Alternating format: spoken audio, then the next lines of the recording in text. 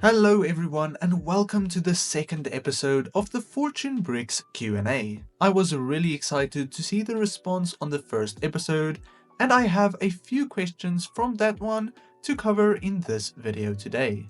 Once again though, if you have any questions for the next one, drop them down below. The first question is from Mr. Johnson 283. Which Star Wars character do you want to see in its Lego version? So there are two minifigures I want to talk about for this question, and the first one is Darth Nihilus. Nihilus is a somewhat iconic and important dark side character from the Knights of the Old Republic era, and probably right behind Revan and Darth Malak as some of the most popular Sith Lords of the time. As Malak was introduced to Lego last year, bringing the Old Republic back to Lego after so many years, I think Darth Nihilus would be the next best thing for an Old Republic based minifigure in some kind of promotion, and my best bet would be in 2029 for the 30th anniversary. Another one I briefly want to look at is Mon Mothma, who we actually have seen in Lego once before, but her minifigure is incredibly outdated. So I think it is safe to see her as a character that hasn't been represented properly in a modern way, and is quite necessary. There are several others that I'd really like to see as well, but these are the characters I would like to see the most, right now at least. Luke on the Moon asks, if all the Lego minifigures were free and you could pick one, which would you choose? So basically in the previous episode I had a question about which set I would choose if all the sets were free, and I chose the 2015 Slave 1. But for the minifigures, I think I would settle for someone like Director Krennic right now. In terms of a free minifigure, most would probably choose something insanely expensive and argue that you could sell it and basically get multiple of anything else. But I think that's cheating for this question, so that's why I decided to rather choose Krennic. It is a character I really want in my collection, especially after Andor, and I think just having a lineup of ISB minifigures would look so cool. I currently only have Dead Ramiro, and I am looking to get Thrawn very soon, so Krennic would complete that collection for me in a way. Then of course there is also Admiral Yularen, which is another one I would love to get. Pokemon Master asks, if you could, which Lego theme would you bring back? There are several themes that I would love to see return in Lego in some proper way, some of which that are kind of prominent again in things like icons. But I think I would really like to see Lego Castle return in a proper way, unlike how it was back in the day with several different themes falling under the main castle theme now, but rather one set castle theme.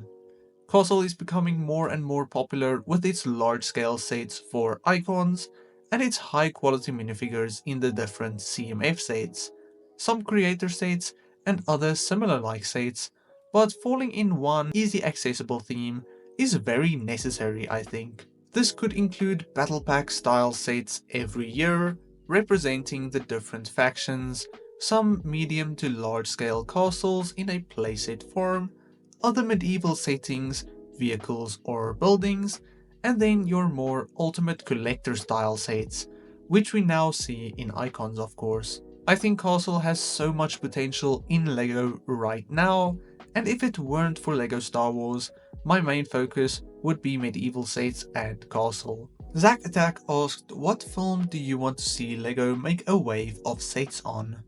So firstly, as I am mainly a Star Wars enjoyer, I would like to see a new wave of Rogue One sets, especially as the 10th anniversary is coming next year. This could be a small wave of maybe 3 or 4 sets, including a helmet, a Starship Collection set, and maybe some playset like Krennic's shuttle again, or a remake of the Assault Hover Tank. But moving away from Star Wars, I cannot really think of any movie I know and really like that would fit into Lego's style really, as there wouldn't be that much to make sets of, or it wouldn't really match Lego's terms. But I can think of a series, and that is Arcane. I think the Arcane and League of Legends universe could fit really well in Lego, with several different steampunk style sets or scenes and awesome minifigures. It is unlikely to ever happen though, but I think it could look really cool and kind of fit the Lego vibe if done right. From Mr. Blueprint, do you think with the new release of the Death Star that the 2005 Death Star 2 will go up or down in value? And same with the Black Pearl later this year. I think the Death Star 2 will likely go up in value, and I think it is a set that is bound to go up in value regardless of this new set every few years, as it is the only one of its kind. I believe it is currently worth over $3,000, so I cannot imagine it going much higher than maybe $3,500 after the release of this new set. I think there is a greater possibility that the previous Death Star 1 sets might go up in value, basically because the new one is more in that style, just with panels and a large count of minifigures, while the Death Star 2 from 2005 is very different in that sense. But I am not that much of an expert on this type of thing sadly, so I cannot accurately predict what will go up in value and what won't. As for the Black Pearl, I do think that one will definitely go up in value though, and generally many of the Pirates of the Caribbean sets might get a jump in value and are already rising in value because of the idea that a Black Pearl set will return this year. The final question is a mix of two, from Lego Bro asking what inspired you to start a YouTube channel, and Mr. Lazy Productions asked what inspired you to start this channel. So basically, from a very young age I wanted to do YouTube, and I have been a Lego fan for a long time. So I created a channel just to experiment. This was many years ago, back in primary school actually, and I ran a Lego Star Wars YouTube channel, quite similar to this one, for well over 3 years.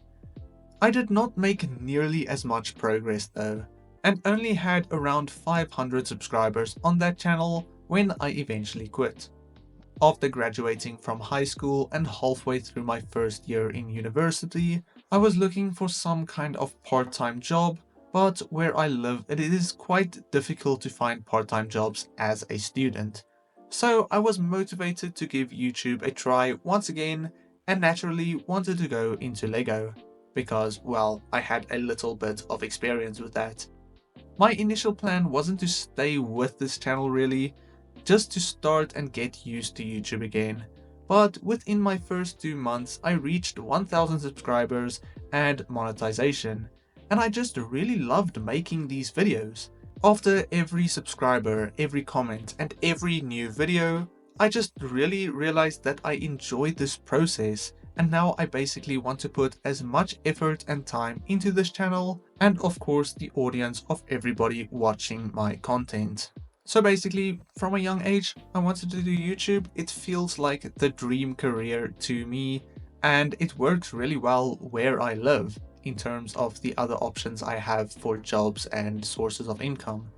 And even without taking money into consideration, it's just fun. It is a way that I can enjoy the Lego hobby in a different way that I wouldn't really be able to without making videos about the topic. So it connects me to the hobby, it connects me to the audience, and it gives me a way to actually make kind of a living, if that makes sense. So yeah, we'll see how it goes.